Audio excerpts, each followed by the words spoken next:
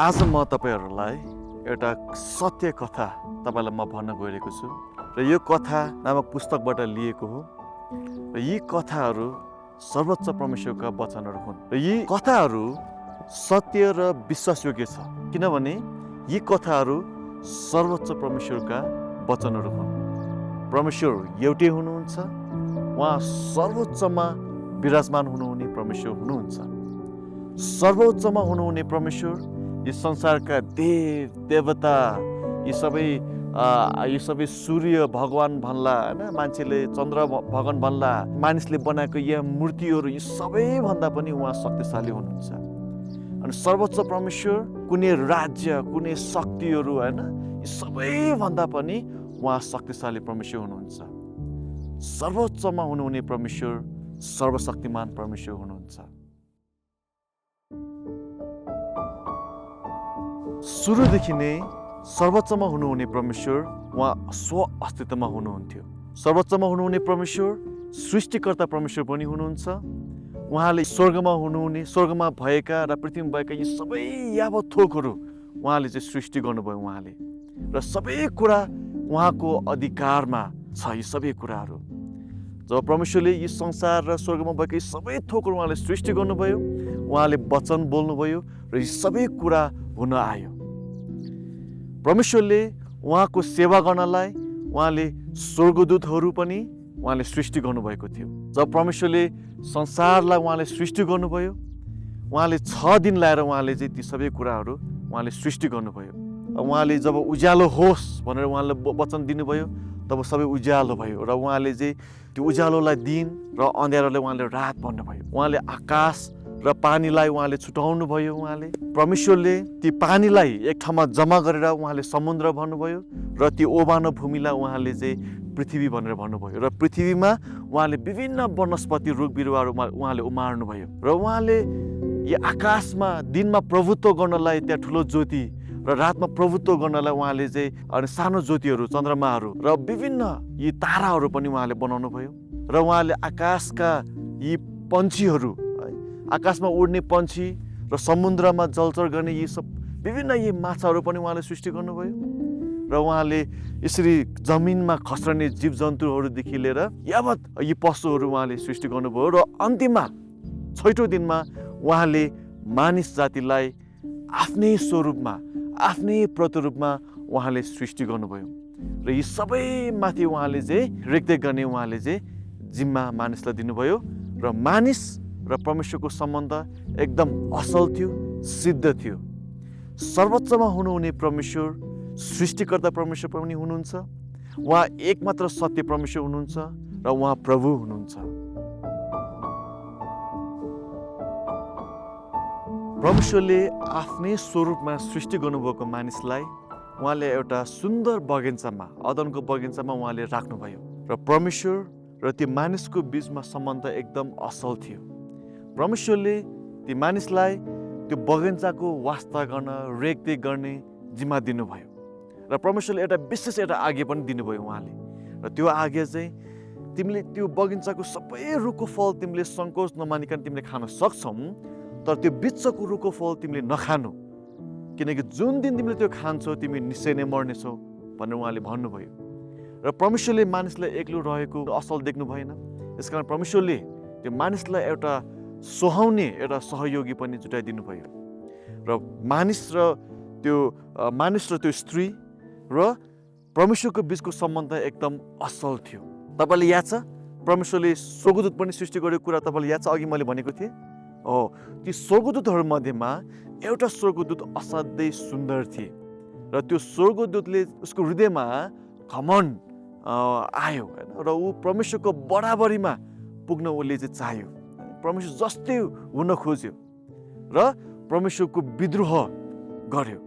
परमेश्वरले त्यो स्वर्गदूतलाई स्वर्गबाट उहाँले चाहिँ खसालिदिनु भयो र त्यो दुष्ट स्वर्गदूतलाई आज हामी शैतान भनेर भन्छौँ र त्यस दुष्ट स्वर्गदूतलाई पछ्याउने अन्य स्वर्गदूतहरू पनि थिए त्यति बेला, जसलाई हामी दुष्ट आत्मा अथवा भूतप्रेत भनेर हामी भन्छौँ।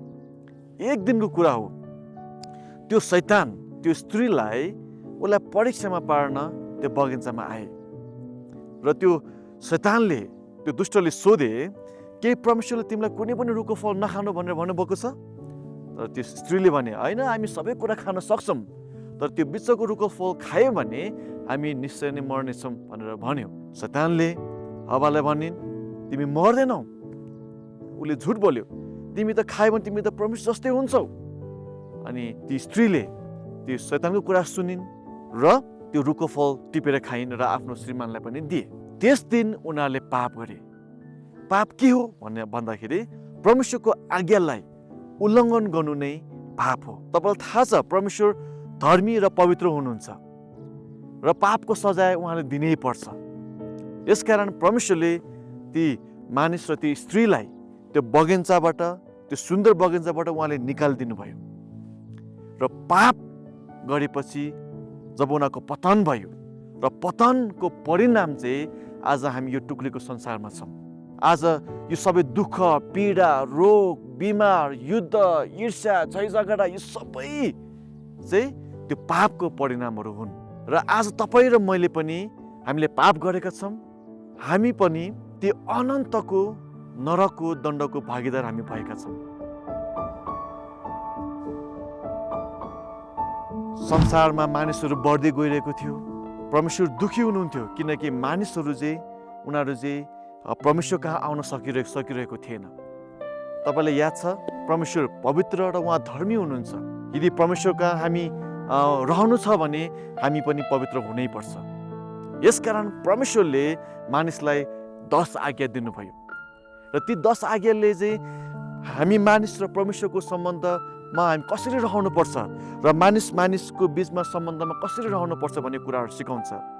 जस्तै परमेश्वर बाहेक अरू कुनै परमेश्वरलाई नपुज्नु, मूर्तिहरू अरू कुनै नाममा मूर्तिहरू नखोप्नु, उहाँको नाम व्यर्थमा नलिनु, अनि आमा बुवाको आदर गर्नु, व्यभिचार नगर्नु, हत्या नगर्नु, छिमेकीको लालसा नगर्नु, यस्ता आज्ञाहरू थिए।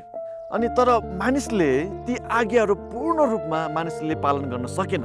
तपाईँलाई थाहा छ, फेरि पनि म याद दिलाउन चाहन्छु कि परमेश्वर धर्मी र पवित्र हुनुहुन्छ र मानिसले जब पाप गरेपछि पापको सजाय उहाँले दिनै पर्छ। अनि यसकारण परमेश्वरले मानिसलाई चाहिँ आफूले पाप गरेपछि पापको प्रायश्चित गर्नलाई चाहिँ एउटा बलिदानको एउटा विधि दिनुभयो।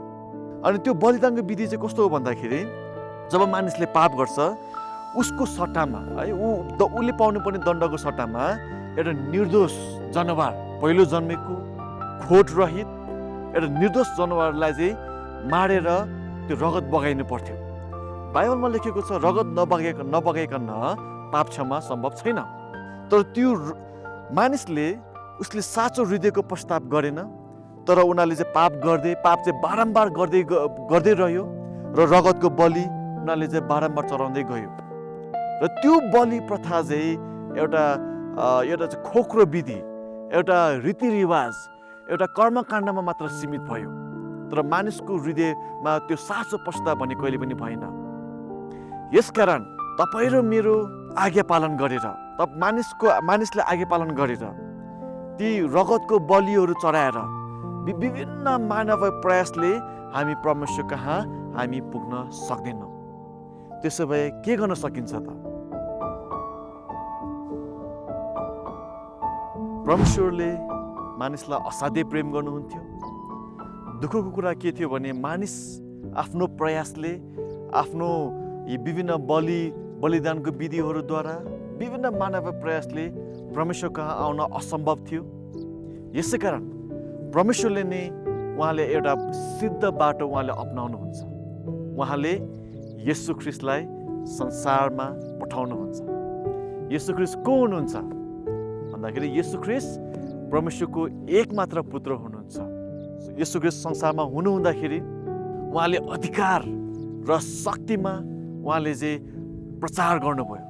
धेरै मानिसहरू चाहिँ उहाँको साथमा उहाँको वचन सुन्न आउँथे, किनकि येशू ख्रीष्ट नै बाटो, सत्य र जीवन उहाँ नै हुनुहुन्छ र उहाँद्वारा बाहेक पिता कहाँ कोही पनि जान सक्दैन भनेर उहाँले चाहिँ मानिसलाई चाहिँ परमेश्वर कहाँ मिलाप हुने एउटा बाटोहरू उहाँले चाहिँ देखाउनुहुन्थ्यो। उहाँले येशू ख्रीष्ट आश्चर्य कर्म गर्ने परमेश्वर पनि हुनुहुन्छ। उहाँ एक समयमा येशू ख्रीष्ट र उहाँका चेलाहरू यसरी डुङ्गामा समुद्रमा यात्रा गरिरहेको बेलामा येशू ख्रीष्ट त्यो डुङ्गामा निदाइरहेको हुन्छ।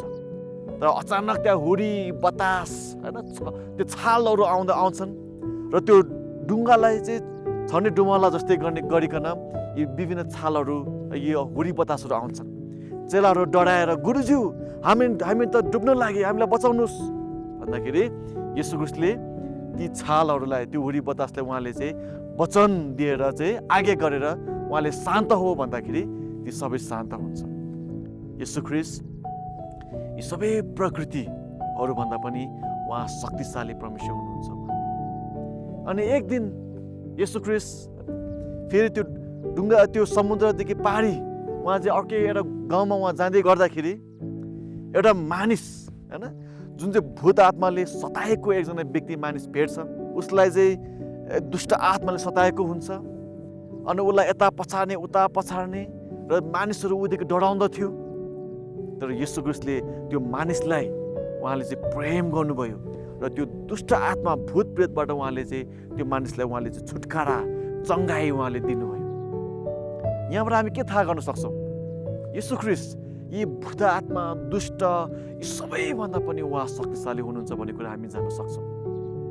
एक दिनको समयमा येशू ख्रीष्ट 5,000 जना मानिसहरूले उहाँले सिकाउँदै हुनुहुन्थ्यो उहाँले र उहाँ दिनभरि उहाँको वचन सुन्दै हुनुहुन्थ्यो र मानिसहरू अन्त्यमा चाहिँ उनीहरू भोकाएको थियो र येशू ख्रीष्टले 2टा माछा र 5वटा रोटी उहाँले लिइकन परमेश्वरलाई धन्यवाद दिइकन उहाँले ती सबैजनालाई उहाँले खुवाउनु भयो। यहाँबाट हामी के थाहा गर्न सक्छौँ? हामी यही थाहा गर्न सक्छौँ कि येशू ख्रीष्टले तपाईँ र मेरो दैनिकी आवश्यकताहरू पनि उहाँले पुरा गर्न सक्नुहुन्छ। अनि येशू ख्रीष्टको एउटा एउटा मित्र थियो जसको नाम हामी लाजरस भन्छौँ। त्यो लाजरस मरेको 4 दिन भइसकेको थियो, उसलाई चिहानमा गाडेको 4 दिन भइसकेको थियो। अनि येशू ख्रीष्ट त्यो चिहानको अगाडि उभिनुहुन्छ र उहाँले भन्नुहुन्छ, ए लाजरस तिमी बाहिर आऊ, मरेको 4 दिन भइसकेको थियो।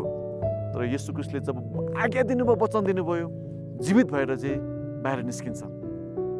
हामी के थाहा गर्न सक्छौँ भन्दाखेरि येशू ख्रीष्ट उहाँ चाहिँ मृत्युमाथि पनि उहाँ चाहिँ विजय गर्ने, मृत्युभन्दा पनि उहाँ चाहिँ शक्तिशाली हुनुहुन्छ। येशू ख्रीष्ट संसारमा हुँदाखेरि उहाँले कुनै पनि पाप गर्नु भएन, उहाँ पाप रहित हुनुहुन्छ। येशू ख्रीष्ट एउटा असल गोठालो हुनुहुन्छ जसले तपाईँ र मेरो वास्ता गर्नुहुन्छ, फिक्री गर्नुहुन्छ। उहाँ पाप रहित उहाँले जीवन जिउनुभयो संसारमा हुँदाखेरि।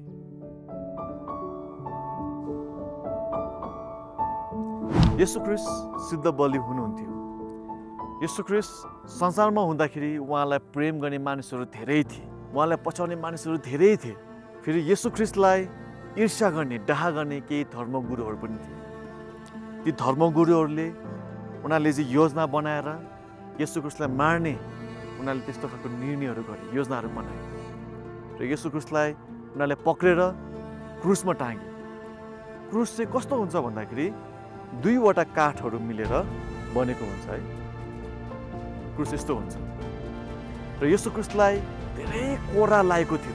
अनि येशू ख्रीष्टलाई त्यो क्रुसमा उहाँको 2 हातहरूमा किल्लाले खोपेर, ती उहाँको खुट्टाहरूमा किल्लाले खोपेर, उहाँको शरीरबाट एकदम ती अमूल्य रगतहरू बगाएर र धेरै पीडाहरू, धेरै दुःखहरू खपेर उहाँ चाहिँ क्रुसमा तपाईँ र मेरो लागि चाहिँ उहाँ चाहिँ बलि हुनुभयो।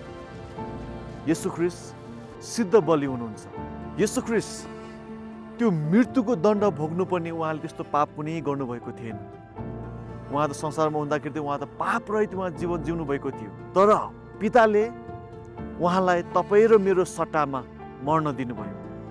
तपाईँ र म त्यो क्रुसमा हामी मर्नुपर्ने थियो, तर पिताले येशू ख्रीष्टलाई तपाईँ र मेरो सट्टामा त्यो क्रुसमा मर्न दिनुभयो।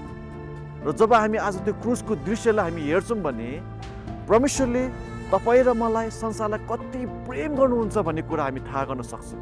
र कथा यहाँ सकिँदैन। येशू ख्रीष्टलाई क्रुसमा टाँगेर उहाँलाई मारिन्छ, गाडिन्छ, तर तेस्रो दिनमा उहाँ फेरि जीवित भइकन उहाँ चाहिँ बौडी उठ्नुहुन्छ। र उहाँ चाहिँ तेस्रो दिनमा उहाँ जीवित हुनुहुन्छ र 40 दिनसम्म उहाँ चाहिँ धेरै उहाँका चेलाहरू कहाँ उहाँ देखा पर्नुहुन्छ र 40 दिनपछि चाहिँ उहाँ चाहिँ फेरि पनि उहाँ चाहिँ जिउँदै स्वर्गरोहण उहाँ चाहिँ हुनुहुन्छ र पिताको दाहिने हातमा उहाँ चाहिँ विराजमान हुनुहुन्छ। जब येशू ख्रीष्ट जिउँदै स्वर्ग उठाइ लगिनु हुँदाखेरि उहाँले यो एउटा प्रतिज्ञा भन्नुभएको थियो चेलाहरूलाई, जसरी तिमीहरूले मलाई जिउँदै स्वर्ग उठाइ लगेको तिमीहरूले देख्यो, त्यसरी नै फेरि पनि तिमीहरूले चाहिँ म आएको, फेरि पनि दोस्रो पटक आएको र मेरो पुनरागमन भएको तिमीहरूले देख्नेछौ भनेर उहाँले प्रतिज्ञा गर्नुभयो।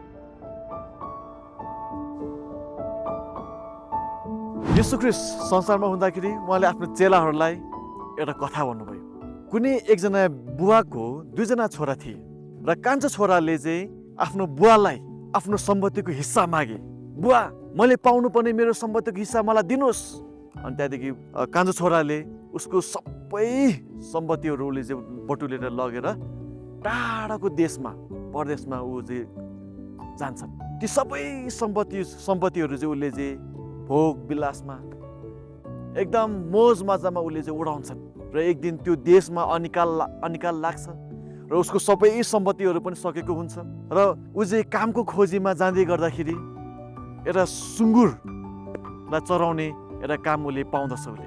र एक दिन ऊ एकदम भोकाएको अवस्थामा र सुँगुरलाई चारो खुवाउने काम उसले गर्दै गर्दाखेरि उसले याद गर्छ कि ओहो मेरो बुवाको घरमा त धेरै नोकर चाकरहरू छन्, उनीहरूले त खाएर पनि भरपेट उनीहरूले उबार्ने गर्छन्, तर म त यहाँ भोकै, म त यहाँ मरिरहेको छु। र उसले चाहिँ दिमागमा निर्णय गर्छ, होइन म बुवाकोमा जानेछु र म भनेछु स्वर्ग र तपाईँको विरुद्धमा मैले पाप गरेको छु बुबा, म तपाईँको छोरा बनिने योग्यको छैन, मलाई तपाईँको नोकर सरब बनाउनुहोस् भनेर म भन्छु भनेर उसले चाहिँ निर्णय गर्छ र ऊ जान्छ बुवाकामा। र ऊ जाँदै गर्दाखेरि टाढाबाट बुवाले चाहिँ हेरिरहेको हुन्छ मेरो छोरा कहिले फर्केर आउँछ भनेर। जब उसले छोरा चाहिँ एकदम फोहोरी अवस्थामा है पुरै गनाउने अवस्थामा देख्छ, त्यो पुरै गनाउने फोहोरी अवस्थामा बुवा दौडेर गएर त्यो छोरालाई, आफ्नो छोरालाई अङ्गमाल गर्छ। त्यो छोराले भन्छ बुबा मैले स्वर्ग र तपाईँको विरुद्धमा मैले पाप गरेको छु, तपाईँको छोरा बनिने योग्यको छैन। तब बुवाले के गर्छ, अङ्गमाल गरेर गालामा चुम्बन गर्छ र छोरालाई घरमा लगेर भन्छ नोकरहरूलाई झट्टै सबैभन्दा असल वस्त्र लिएर आऊ, त्यो औँठी लिएर आऊ ल लगाइदेऊ र एउटा असल जुत्ता पनि ल्याइदेऊ, किनभने आज यो मेरो छोरा मरेको थियो र आज जीवित भएको छ, यो हराएको थियो र आज यो भेटिएको छ, जीवित भएको छ। आज तपाईँ र म पनि त्यो कान्छो छोरा जस्तै हामी छौँ।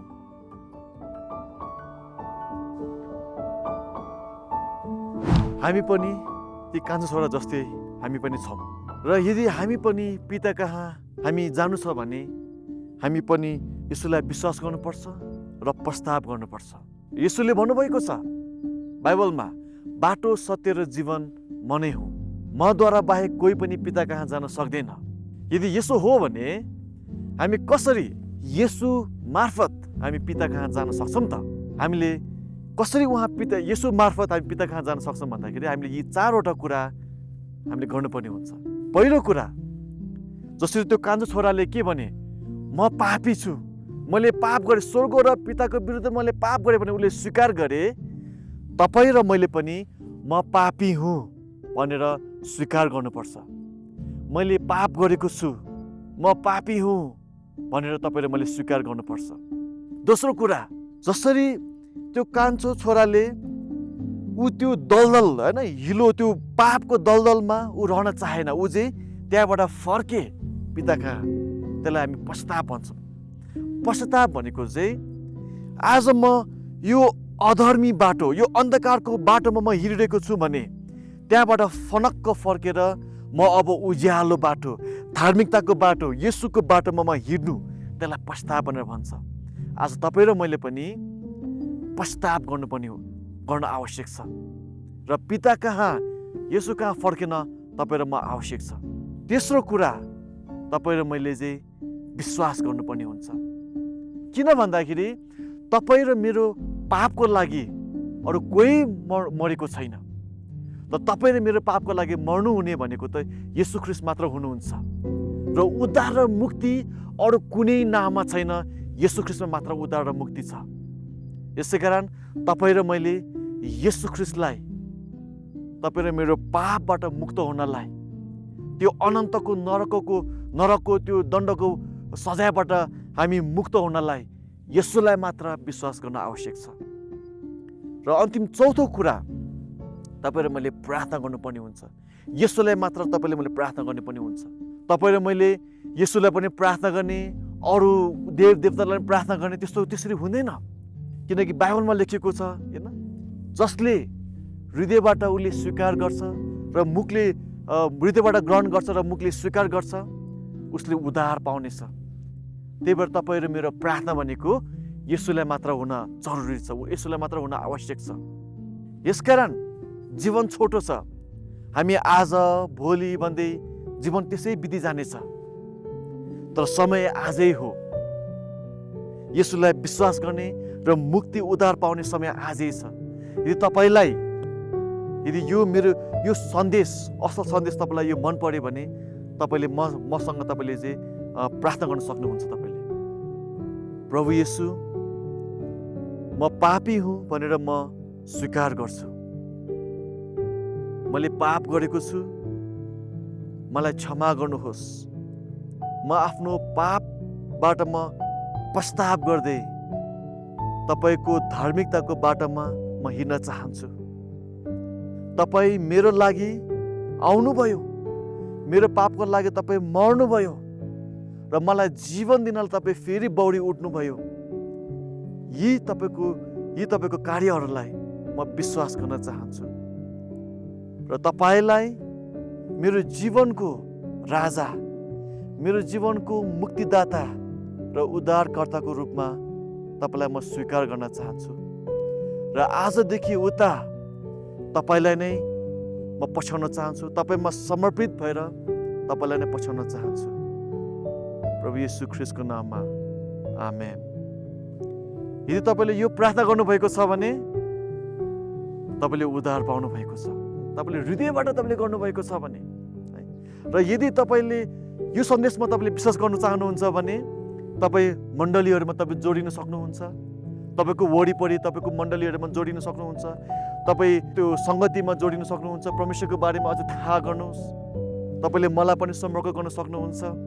र यो सन्देश तपाईँमा मात्र सीमित रहेको परमेश्वर चाहनुहुन्न। यो असल सन्देश तपाईँले चाहिँ आफ्नो परिवार, इष्टमित्र, आफन्त, नातागोता तपाईँले सबैलाई गएर सुनाउनुहोस्। परमेश्वरले तपाईँहरूलाई आशिष दिनुभएको होस्। धन्यवाद।